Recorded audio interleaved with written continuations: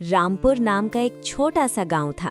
गांव के बाहर एक पुरानी सी झोपड़ी में रामदीन नाम का एक बूढ़ा किसान रहता था। उसके पास ना ज्यादा जमीन थी, ना पैसा, ना कोई अपना। अगर कोई उसका अपना था तो बस एक कुत्ता था, शेरू। शेरू उसके साथ बचपन से था।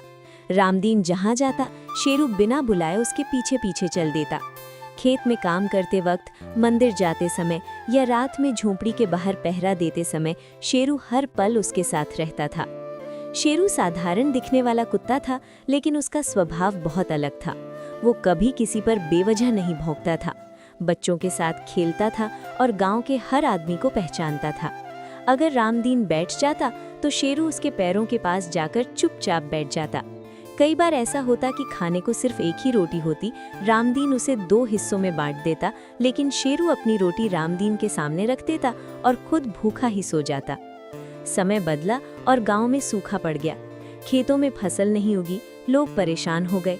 रामदीन की हालत और खराब हो गई। कई दिन ऐसे बीते जब उसके पास खाने को कुछ नहीं था। फिर भी वो शेरू को कभी खाली पेट नहीं देखना चाहता था। लेकिन शेरू सब समझता था। वो दिन में इधर उधर चला जाता और कहीं से भी कुछ मिल जाता तो लाकर रामदीन के सामने रख देता, जैसे कहना चाहता हो कि मालिक, पहले आप खाओ। गांव के कुछ लोगों को ये सब अच्छा नहीं लगता था। वे कहते थे कि जब बूढ़े के पास खुद खाने को नहीं है तो कुत्ता पालकर क्यों रखा है। धीरे धीरे लोगों की बातें पंचायत तक पहुंच गईं। एक दिन फैसला हुआ कि शेरू को गांव से बाहर कर दिया जाए। रामदीन बहुत रोया, लोगों के आगे हाथ जोड़े, लेकिन किसी ने उसकी एक न सुनी। उस दिन रामदीन ने भारी दिल से शेरू के सिर पर हाथ फेरा और उसे गांव की सीमा के बाहर छोड़ आया। उसकी आंखों से आंसू बह रहे थे और होंठ कांप रहे थे। शेरू सब समझ रहा था, लेकिन उसने कोई आवाज नहीं निकाली। वो बस गांव की सीमा के पास बैठ गया और उसी रास्ते को देखता रहा जहां से रामदीन गया था। रात हो गई, ठंडी हवा चल रही थी। उसी रात कुछ डकैत गांव की ओर बढ़े। सब लोग गहरी नींद में थे, कोई जाग नहीं रहा था, लेकिन गांव की सीमा पर बैठा शेरू जाग रहा था। उसने पैरों की आहट सुनी और जोर जोर से भौंकने लगा। डकैत घबरा गए, लेकिन फिर भी आगे बढ़े।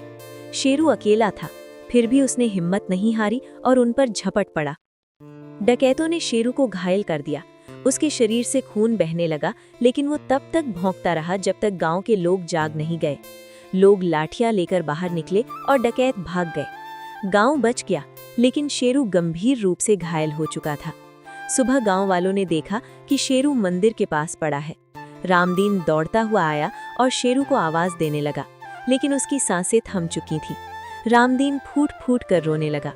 पूरा गांव चुप था। हर किसी को अपनी गलती का एहसास हो रहा था।